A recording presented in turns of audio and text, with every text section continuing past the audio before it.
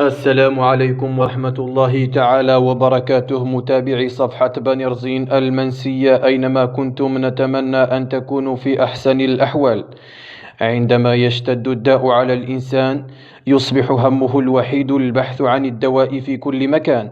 5 كيلومترات هي المسافة الفاصلة بين مركز بنيرزين وبين بحيرة عجيبة تابعة لهذه المنطقة، ويطلق عليها اسم شرف. فهيا بنا نشد الرحال إلى هذه البحيرة العجيبة، وذلك بواسطة حبيبة الجماهير الرزينية، سيارة مرسيدس 240. بحيرة جمعت بين رونق الطبيعة والعلاجات المجانية التي تقدمها دودة العلق هناك، الشيء الذي أثار بال الزوار ولفت انتباههم، إذ جعلهم يقصدونها من مختلف مناطق المملكة سعيا في الحصول على نتيجتها والتبرك من بركتها. تتميز هذه البحيرة العجيبة بمنظرها الجميل وظلال أشجارها الشامخة التي طالما كانت ذرعا لحماية المرضى والزوار من حرارة الشمس الحارقة.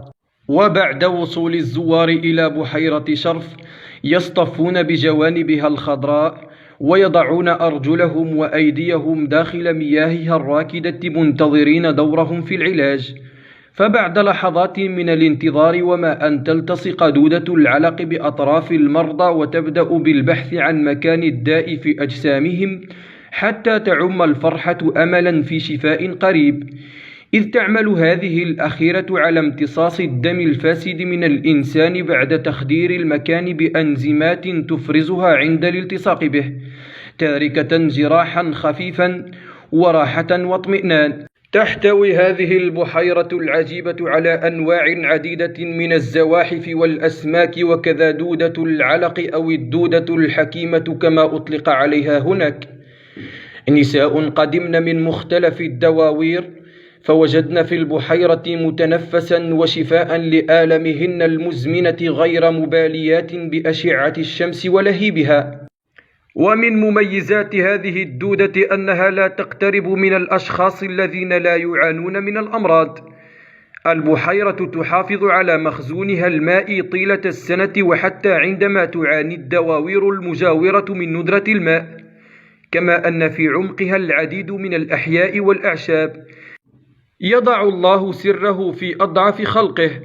وحكمة هذه الدودة أنها تعمل على تجديد طاقة الإنسان وتقوم بحجامة طبيعية تساعد في تنشيط الدورة الدموية.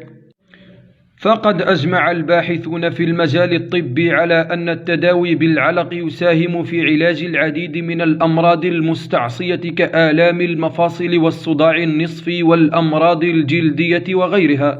ولأجل هذا الغرض تقام في العديد من الدول المتقدمة مراكز طبية تقدم فيها ديدان العلق علاجا بديلا. فهل سيهتم المختصون في المغرب بهذه الدودة الحكيمة؟ فأرجو أن يلتفت المسؤولون لهذا الإقليم ولما يحتوي عليه من مثل هذه الثروات الطبيعية التي تقدم علاجا مجانيا لزوارها.